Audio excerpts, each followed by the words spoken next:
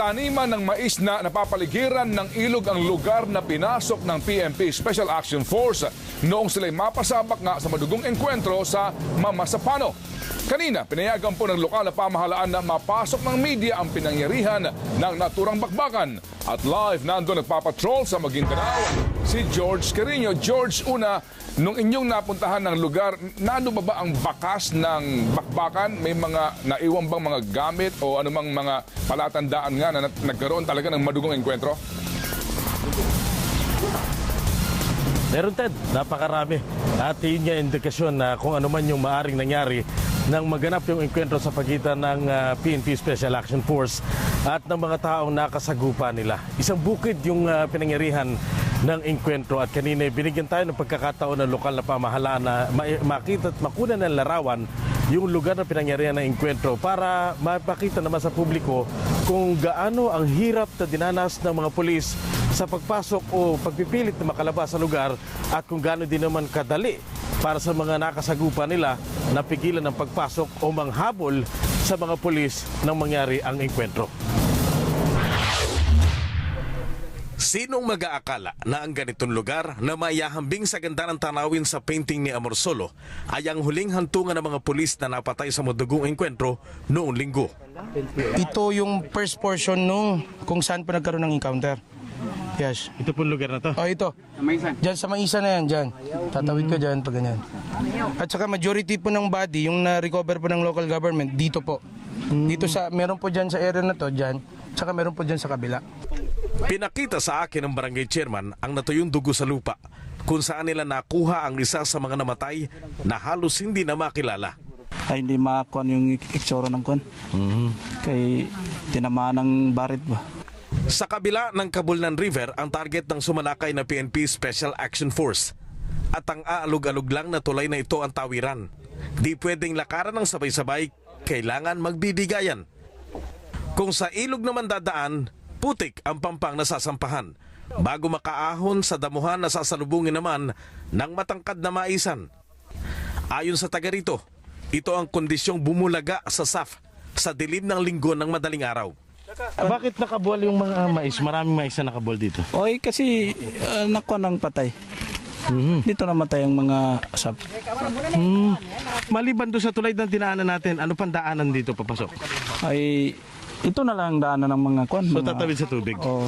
May mga piraso ng tela na nagkalat. May bakas ng natuyong dugo, kaya masangsang ang amoy sa paligid. Meron pa rin itong mga bakas na naiwan dito sa lugar na to. May bottled water, medical gauze, kahon ito ng bala. Ito, kahon din ng bala, plastic wrap, at meron pa ditong foil na medical gauze. Bukod dito, may mga piraso pa ng tela ng uniforme ng SAF na naiwan. At ilan pang bahagi ng kagamitan na di umano'y gamit ng pulis. Ang tanong, kung taniman ng mais ang pinuntahan ng pulis, saan galing ang mga armadong nakasagupa nila? Itong area na to is declared area ng MLF. So, regarding kung saan sila nagagaling, definitely, sa halos, kahit sana siguro dito. Marami pang residenteng di makabalik sa bahay nila. Namahagi ng relief goods ang pamahalaan, bahagi ng ayuda. Halos 2 kilometro yung layo ng bukid na yan, Ted, sa highway ng Mamasapano na nagdudugtong sa katabing bayan ng Datupiang. Ngayon bukas na yung highway, pwede nang daanan ng mga motorista na nitong mga nakalipas na araw ay pansamantalang isinara natapos nga yung madugong engkwentro. Ted? George, may binabagit ka ang Pangulo kanina na napatay sa naturang engkwentro umano si Marwan. Meron ba kayong report dyan na kung saang lugar mismo, kaninong bahay, yung sinasabi nga na kung saan naka-engkwentro ng tropa ng SAF ang grupo ni Marwan at doon nga siya napatay?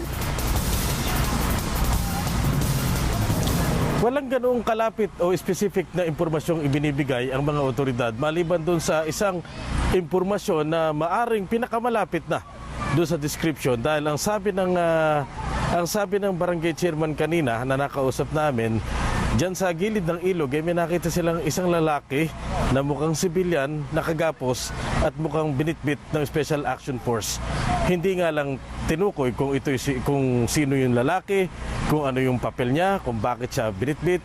Pero ito na yung pinakamalapit sigurong description dun sa na maire-relate dun sa pangyayari. Bagamat ang lahat ng ito napapag-usapan pa lamang naman natin at wala pa dun sa level ng opisyal na pahayag mula sa mga otoridad. Ted. George, gaano kalayo yung lugar na yan na ang binabanggit nga ng lokal na pamahalaan ay sakop na teritoryo ng MILF doon naman sa lugar ng BIFF? Halos magkatabi rin naman, Ted. Tatandaan natin na BIFF ay mga dati rin miyembro ng MILF. At ito'y magkakaugnay din lang naman, karamihan din ay magkakamag-anak. Kung kaya't hindi rin nagkakalayo, maaring ang katabing bahay ay miyembro ng MILF o ang bahay namang nasa likuran ay maaring namang BIFF. Ted. So kung galing doon nga sa BIFF na area, tumawid dyan sa lugar na sakop ng MILF at dyan sila kamo na corner nga dahil sa napakahirap ng topography at hindi nga pwedeng tumawid sa ilog dahil nga lalo kang tatagal at puro putik. Maraming salamat, George Carino, nagpapatrol mula sa Maguindanao. Salamat, George.